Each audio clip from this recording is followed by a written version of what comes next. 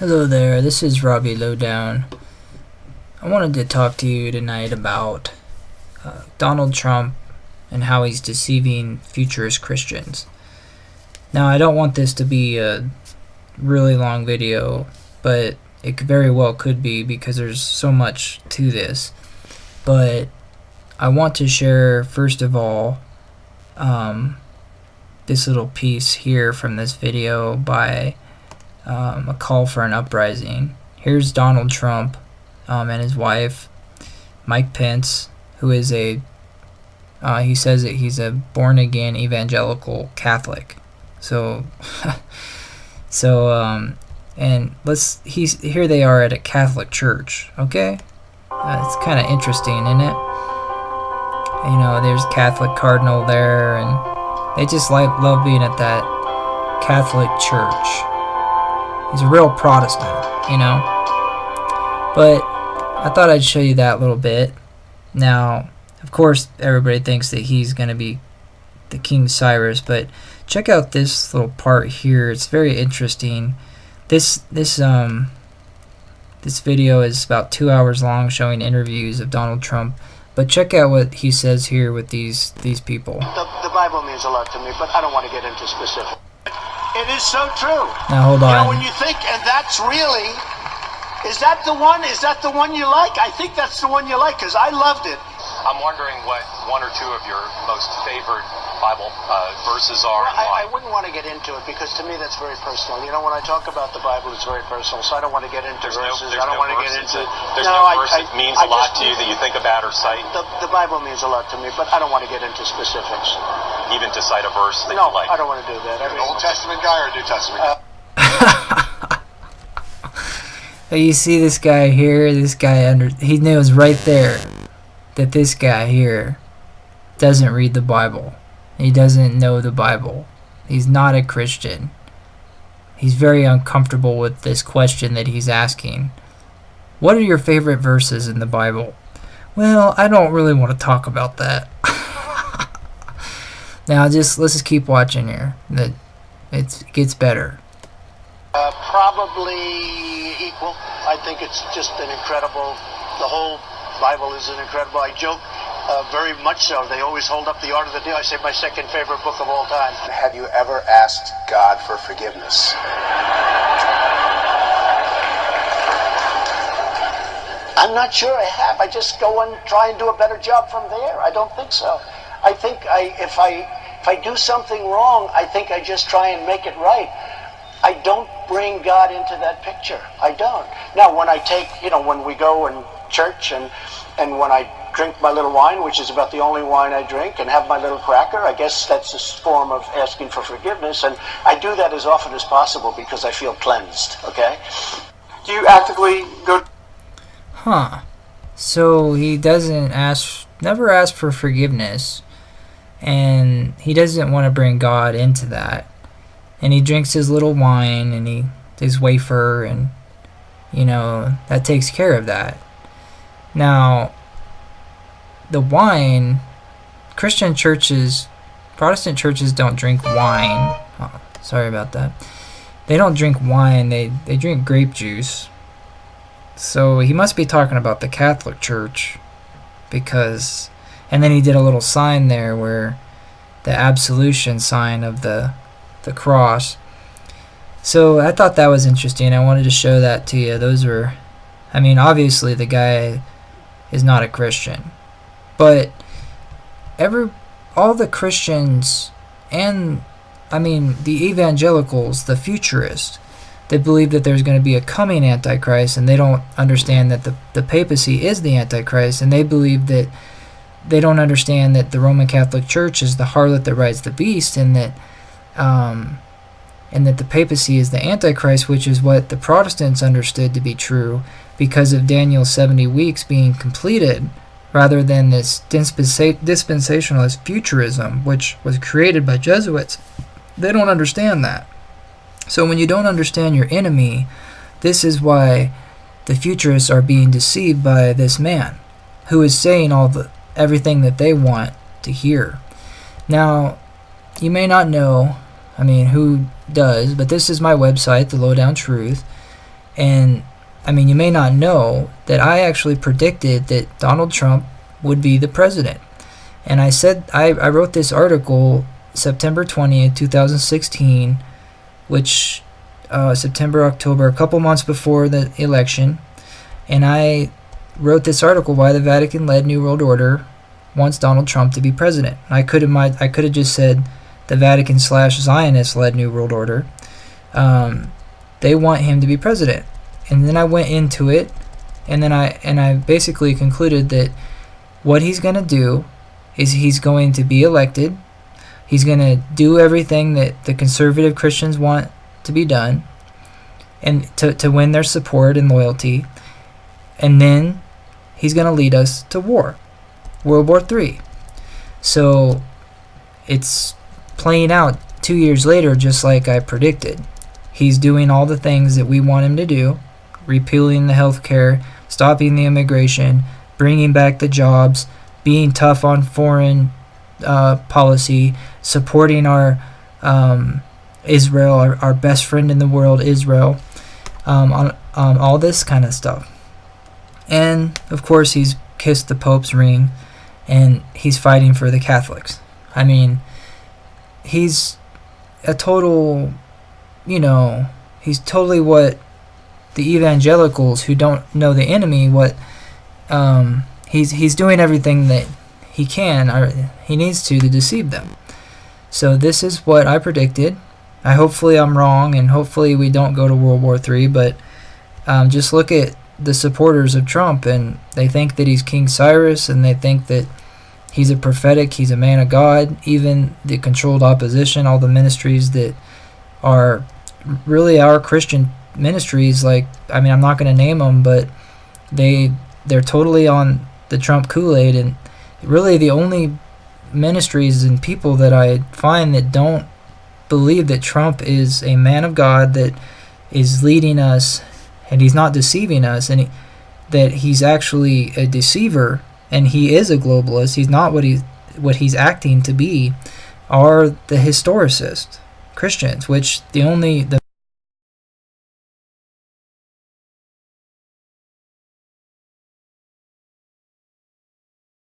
understand that the Catholic Church is the harlot that rides the beast, and the papacy is the Antichrist, and the synagogue of Satan is in control of is Israel. And so anyway, so I wrote that article. I wrote another one in that time period called At the Crossroads of Christian Faith, with the 2016 U.S. presidential election, God or man. And most people, most of the ministries that we were following and stuff, they chose man, in my opinion, because they're basically saying we want a king. We don't, because all these ministries, these not the mainstream ministries, but like the Remnant Christian ministries, they were, before Donald Trump, everybody was saying there's no political solution. But now with Donald Trump, this is the crossroads. They went with Donald Trump. They got the Kool-Aid, and now they're saying there's a political solution. I mean, I'm not sure what they think the end result's going to be. Are they going to say, is he going to set up some theocracy and take out the Muslims and take out all the bad people and all the globalists and start up a wonderful nation? I mean, isn't that the same thing that Hitler was trying to do? I'm just saying. Hey, speaking of Hitler, I wrote another article just last year, about a year ago, How to Deal with Trump Politics in the Mainstream Media, Culture, and Society. Now, isn't this a great picture? Look at this guy here. Out of all those people, all those Germans that were mesmerized by Hitler, this one guy here is not doing a salute. And I think that's about what it is. I'm talking it's like 1 out of 10,000 people at this point of, so-called Christians. And so-called Protestants, I should say. I mean, a lot of them are sincere Christians and very well can be born again, but they're absolutely deceived about who Donald Trump is and what's going on in this situation, that there's any validity within the political process whatsoever. It's interesting because here's an article. Well, is Trump our Cyrus? Okay, so this is Christianity Today. This is what they're saying. Netanyahu put Trump on the shekel with Cyrus's image, by the way, after he said that Jerusalem is the capital of Israel, and all these things that they're going to build the temple again. This is all part of the futurist deception, because if people were historicists, they would understand that that's not part of prophecy. The Daniel's 70 weeks has already been completed. Now this is Paula White, who supposedly led Donald Trump to become a born-again Christian, okay? So this is a Washington Post article. It's interesting because Paula White had an affair with, it looks like Paula White. That's Paula White there, but she had an affair, it says, with Paula White. Benny Hinn admits to an inappropriate relationship with Paula White. So she had some kind of affair with Benny Hinn, and then she's had, 3 marriages. I know people get divorced and stuff, but why is she a pastor anyway? Women aren't supposed to be pastors. They might be able to teach and stuff, but it says let not women be in authority over a man and as a pastor. So she's had plastic surgery. She dresses up like this. She's absolutely, not even looking at her theology, there's just too much here. She's a fake Christian. She's obviously a fake Christian, a televangelist. What is that? Anyway, so Paula White supposedly is how he came to be a born-again Christian, when it's pretty obvious that she is not a Christian. She's sold out, and she definitely doesn't know who the enemy is. She's in bed with the enemy. So, Donald Trump is deceiving Futurist. I just wanted to do this video, and I'm going to do more of them, but just to be a voice that is countering what the Trump Kool-Aid Christians are saying. Basically, some of them are even going so far to say if we're not with Trump and if we're not voting Republican, then we are with the enemy. It sounds very much like Bush. If you're not with us, you're with the terrorist. And it's just amazing. I'm just baffled in my mind. Like, ministries that understand about the Kabbalah and the Jews and the Synagogue of Satan and the Jesuits, and now they're supporting Donald Trump, who is obviously a Zionist, went to a Jesuit Fordham University. He's a Freemason with the signs that he makes. There's just so much evidence that he's not only is not a Christian, but he's also in league with the Catholic Church. He likes to do this sign all the time, and 666 sign, and he likes to do the triangle thing when he sits down. I'm a little bit baffled by it, but they said that God's going to send a great delusion to those who don't love the truth, and we're seeing that happen. And it's one thing when you have a friend, or when you have an enemy that tells you that he hates your guts and is going to beat you up and stuff, but it's another thing to have a friend or an enemy that acts like a friend, and then when they get you in a vulnerable position, then they strike. Basically what I'm talking about is a wolf in sheep's clothing.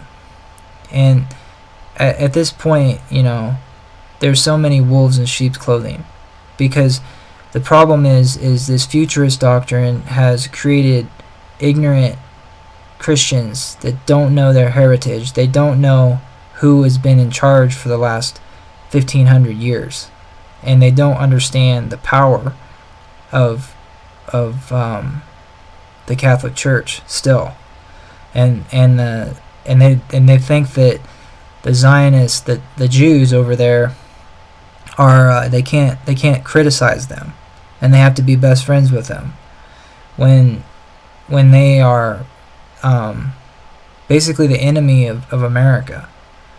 The Mossad and the secret societies there are working, with the Jesuits and the secret societies and the Catholic Church and it's the synagogue of Satan.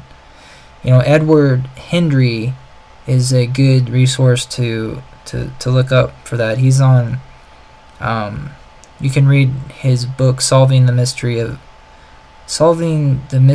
of Babylon, I believe it's called. Anyway, just thought I'd give you something to think about tonight, and try to help out my fellow sincere Christians, my born-again fellow sincere Christians who truly don't want to be deceived and are trying to put their finger on what's going on. I hope this helps. I did write an ebook that explains it a little bit more. I have these articles. Where's that ebook? But I have these articles on my Lowdown Truth blog. I'll put them in the description, as well as the ebook Trump Methodology, which where's it at? Oh, there it is. Okay.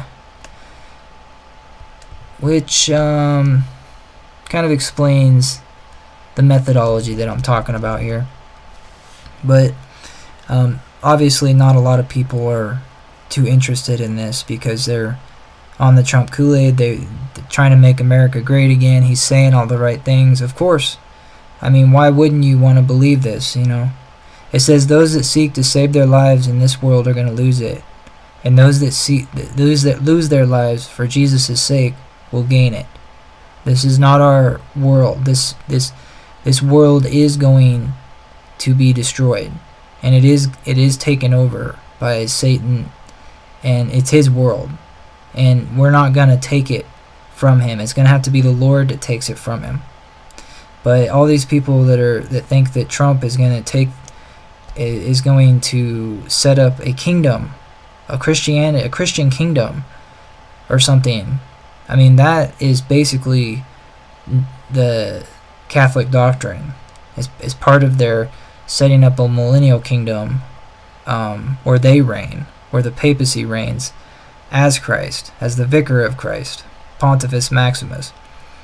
But if you read Revelation, it tells you what's going to happen to the harlot, and the beast, and the false prophet, and all of those that are in league with them. It's not going to end well.